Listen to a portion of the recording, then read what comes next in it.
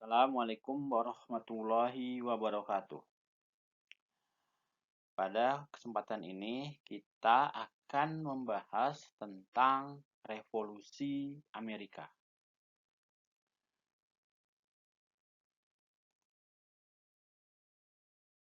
Sebelum kita bahas tentang revolusi Amerika, kita bahas dulu tentang bagaimana sejarah penemuan benua Amerika. Sekitar tahun 1492 itu Spanyol mengutus Christopher Columbus untuk menemukan jalur ke Hindia Timur untuk mencari rempah-rempah. Nah, kemudian Christopher Columbus pun berangkat dan tiba di sebuah kepulauan. Nah, oleh Columbus, tempat itu diberi nama San Salvador. Nah, kemudian penduduk asli dari kepulauan tersebut diberi nama Indian karena Columbus berpikir bahwa dia telah sampai ke India. Kelak diketahui bahwa itu adalah gugusan Kepulauan Bahama di Amerika. Nah, kemudian ternyata Amerigo Vespucci dia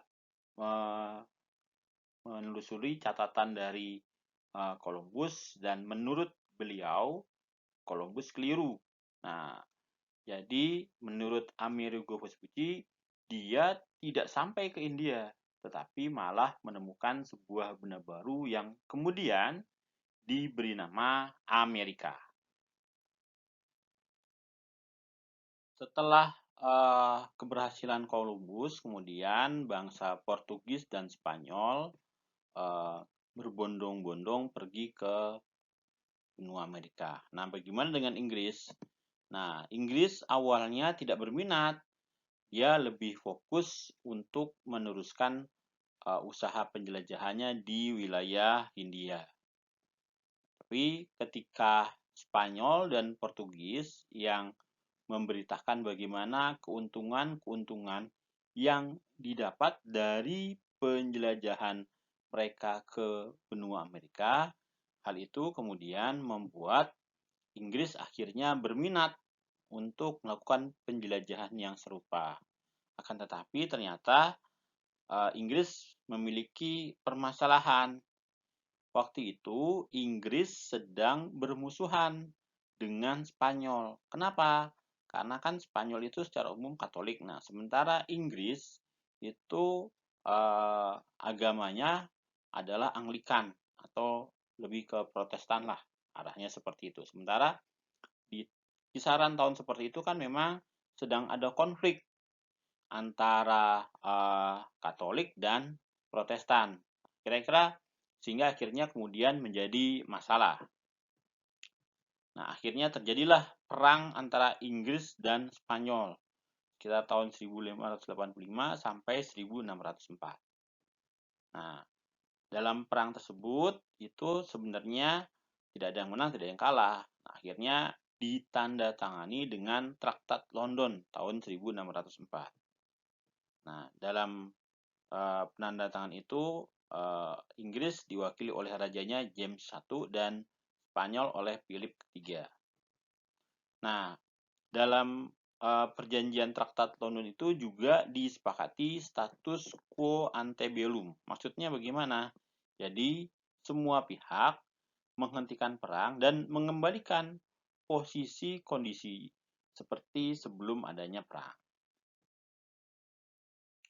Nah, kemudian setelah itu Inggris mulai melancarkan ekspedisi-ekspedisi ke benua Amerika, khususnya di Amerika sebelah utara, karena kan di Amerika Selatan itu kan Portugis dan Spanyol lah yang berkuasa. Nah, kemudian mereka mendirikan koloni. Nah, koloni pertama yang didirikan oleh Inggris itu adanya di Jamestown, Virginia, sekitar tahun 1607.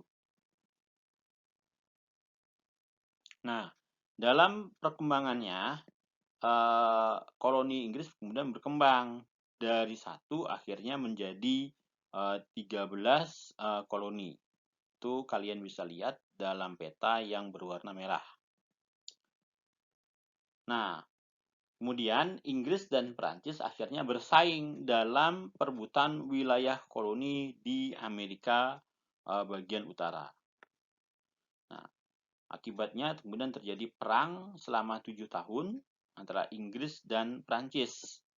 Nah, perang ini kemudian dimenangkan oleh Inggris. Nah, kemudian kita akan bahas bagaimana sih kok terjadinya revolusi Amerika.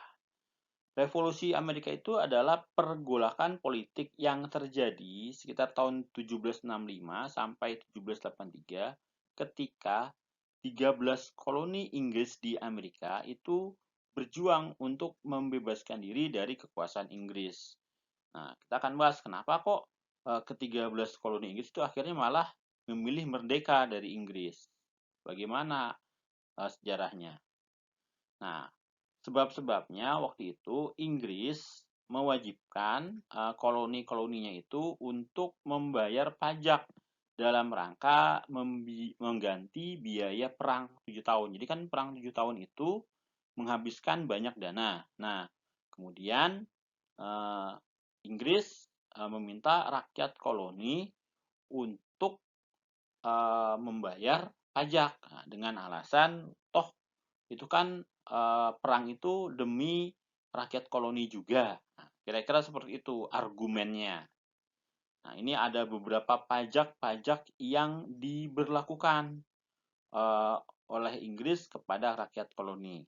Di antaranya ada Sugar Act, yaitu perdagangan gula di daerah koloni dikenai pajak dan bea cukai. Kemudian ada Currency Act yang melarang setiap koloni mencetak mata uangnya sendiri.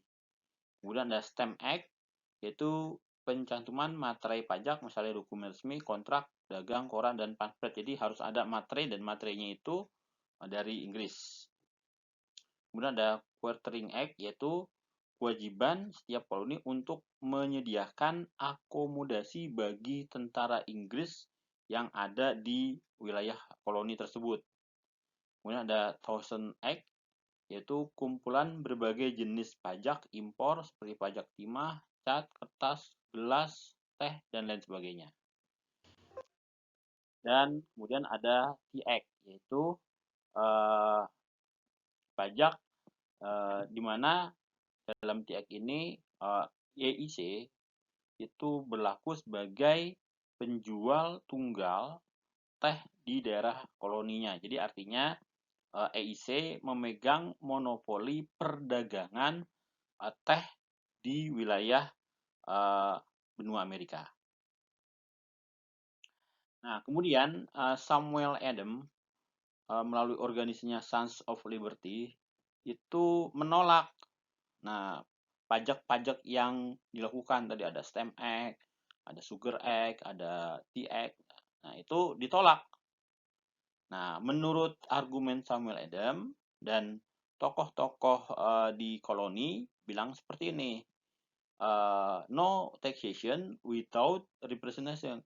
Tidak ada pajak tanpa ada perwakilan. Jadi mereka mau sebenarnya, rakyat koloni itu sebenarnya mau bayar pajak, tapi ya diajak ngomong lah, kira-kira seperti itu.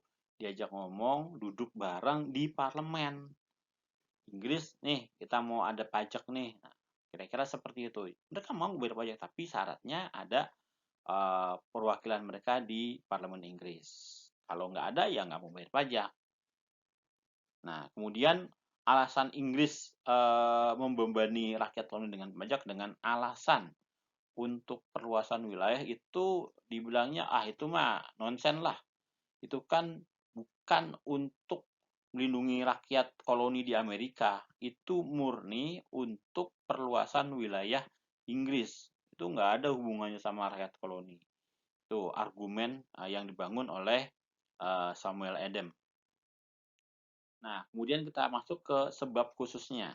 Kenapa kok terjadinya revolusi Amerika? Yang pertama ada Boston Tea Party, yaitu peristiwa di mana kaum patriot yang menyamar menjadi orang-orang Indian itu membuang peti-peti berisi teh di kapal-kapal dagang Inggris yang sedang berlabuh di Boston. Nah, tujuannya kan waktu itu tadi kan ada tuh di TX ada monopoli dari teh yang dilakukan oleh EIC. Nah, kemudian dimonopoli, kemudian juga mereka harus bayar pajak, nah segala macam. Nah, itu bentuk protesnya warga koloni terhadap Inggris. Nah, terjadilah peristiwa The Boston Tea Party. Kenapa kok disebut party? Ya karena waktu itu prosesi pembuangannya itu begitu meriah sehingga mirip kayak pesta lah. Jadi pesta, mungkin kalau pesta kan riuh, rame. Nah, ini peristiwa itu kurang lebih seperti itu. Nah, kemudian Inggris menanggapi Boston Tea Party dengan mengeluarkan Intolerable Act dan menutup pelabuhan Boston sampai rakyat Amerika bersedia untuk membayar kompensasi. Nah, kemudian peristiwa Boston Tea Party ini akhirnya menjadi pemicu awal terjadinya perang antara Inggris dan ke-13 koloninya. Kemudian selain itu, waktu itu sebenarnya rakyat Inggris sudah mulai perang, tapi perangnya hanya demi supaya mereka dapat tempat di parlemen Inggris. Jadi perang ini bukan perang untuk kemerdekaan. Nah, kemudian kenapa kok akhirnya jadi perang kemerdekaan? Setelah Thomas Paine itu menulis pamflet yang berjudul Common Sense. Nah, dalam tulisannya si Thomas Paine tersebut, satu-satunya jalan keluar dari tekanan Inggris supaya kita enggak itu adalah kita harus menjadi negara merdeka dan membentuk sebuah negara republik. Nah, bahasa mudahnya kita perang, banyak ngabisin uang, tenaga, darah, tetapi hanya sekedar untuk mendapatkan tempat di parlemen, wakil di parlemen, itu tanggung. Nah, kenapa nggak sekalian aja kita merdeka aja? Toh nanti kita bisa bebas menentukan apa yang kita inginkan. Nah, akhirnya hal ini mempengaruhi keinginan rakyat Amerika untuk merdeka. Setelah kita membahas tentang sebab umum dan sebab khusus, kita akan masuk ke bagaimana sih jalannya revolusi Amerika. Pada bulan Oktober tahun 1774 di Philadelphia itu diselenggarakan Kongres Kontinental. Nah, yang bersama 13 koloni ini. Waktu itu pemerakarsanya ada Thomas Jefferson, John Adams, James Wilson, dan Alexander Hamilton. Nah, mereka sepakat mengeluarkan pernyataan atau statement. Statementnya itu tentang hak koloni di wilayahnya apa sih hak-haknya mereka. Nah, kemudian mereka juga protes atas kebijakan Inggris yang memberlakukan pajak tanpa adanya perwakilan dari rakyat koloni. Nah, kemudian yang kedua adalah menyerukan pemboikotan terhadap barang-barang buatan Inggris. Ya udah, nggak usah dibeli barang-barang buatan Inggris supaya ibaratnya mereka tahu nih kita bersuara nih, kita pengen didengar, kira-kira seperti itu. Nah, kemudian George Washington itu kemudian ditunjuk untuk memimpin milisi karena waktu itu sudah mulai terjadi konflik tuh. Sehingga akhirnya George Washington ditunjuk memimpin pasukan milisi yang nanti akan menjadi Continental Army atau pasukan kontinental yang akan menghadapi Inggris. Jadi awalnya itu berupa sekumpulan milisi. Milisi itu orang-orang penduduk sipil yang dipersenjatai. Nah, kira-kira seperti itu. Nah, kemudian di wilayah Lexington dan Concord waktu itu sedang diupayakan supaya masyarakat itu bisa memiliki senjata. Nah, itu diketahui oleh tentara Inggris kemudian akhirnya diserbu. Nah, di situlah terjadi konflik bersenjata antara rakyat Amerika dengan Inggris. Nah, kemudian Kongres kedua itu diadakan pada bulan Mei tahun 1775. Tempatnya masih di Philadelphia. Nah, waktu itu mendesak supaya raja melakukan intervensi jika parlemen tidak memperdulikan aspirasi dari rakyat koloni. Mereka bersurat nih sama raja, yang isinya sih mereka setia kok sebenarnya sama raja, tapi mereka minta supaya diperhatikan. Nah, rakyat koloni diperhatikan. Nah, akan tetapi raja ternyata tidak mau bertemu dengan pembawa petisi tersebut, dan bahkan raja waktu itu menyatakan darurat perang di seluruh koloninya sehingga akhirnya gagal. Nah, melihat kenyataan seperti itu, akhirnya ke-13 koloni sepakat untuk tidak lagi mengakui parlemen Inggris dan memutuskan untuk memisahkan diri dari Inggris atau Britania Raya. Nah, Kongres juga secara resmi memutuskan berperang dengan Inggris. Nah, dari sinilah mulai dibentuk pasukan yang tadinya milisi, sekarang menjadi pasukan resmi, Continental Army. Nah, kemudian terjadi berbagai pertempuran. Nah, ada pertempuran yang paling mematikan sepanjang sejarah revolusi Amerika, yaitu pertempuran Bunker Hill tanggal 17 Juni 1775. Dalam pertempuran ini banyak sekali rakyat koloni yang menjadi korban dari pertempuran tersebut. Nah, kemudian kita lanjut tentang bagaimana sih Declaration of Independence Amerika.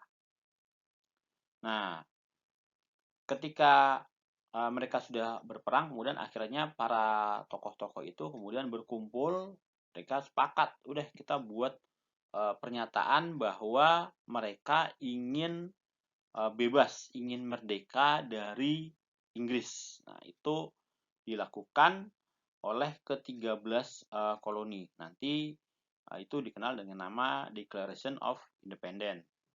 Nah, naskah ini kemudian ditandatangani oleh 56 perwakilan dari 13 koloni.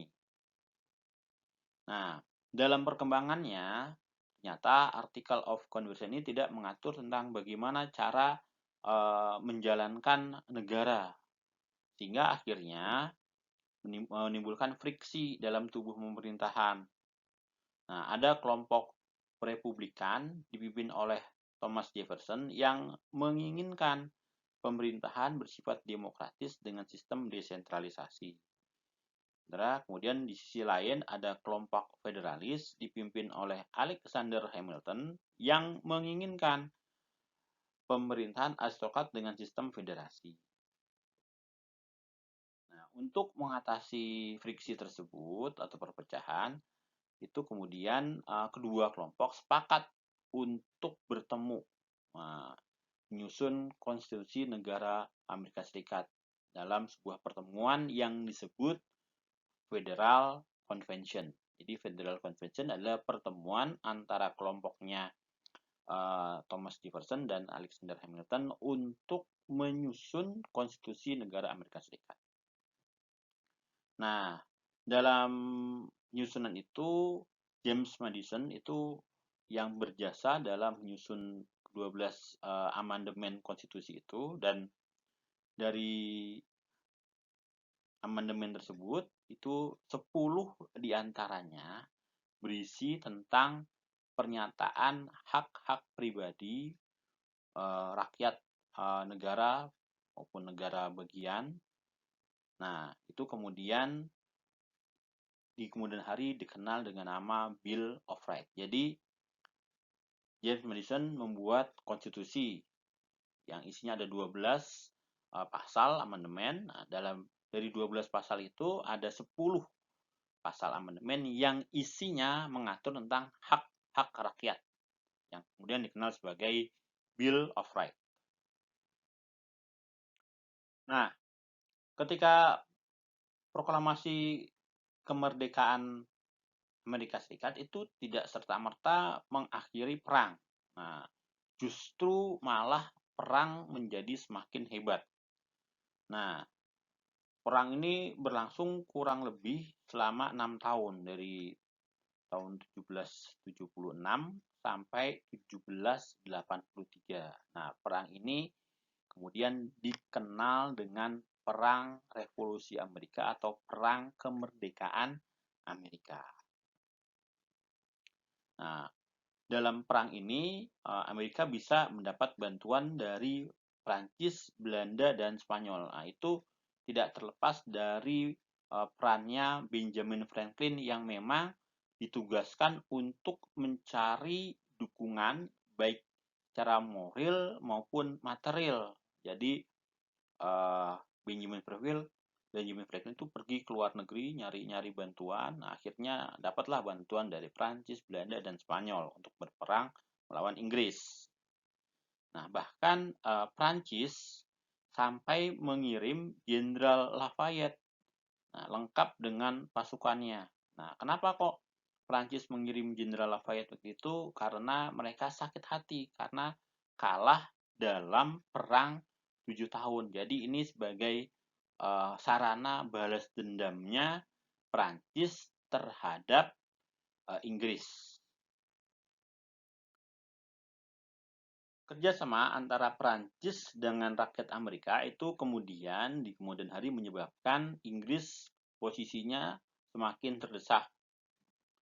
Nah, akhirnya pada pertempuran di Yorktown sekitar bulan Oktober tahun 1781, waktu itu tentara Inggris di bawah pimpinan Jenderal Cornwallis akhirnya menyerah kepada George Washington. Nah, ini menandai Inggris yang ibaratnya sudah sangat kewalahan menghadapi gabungan antara Prancis dan Amerika.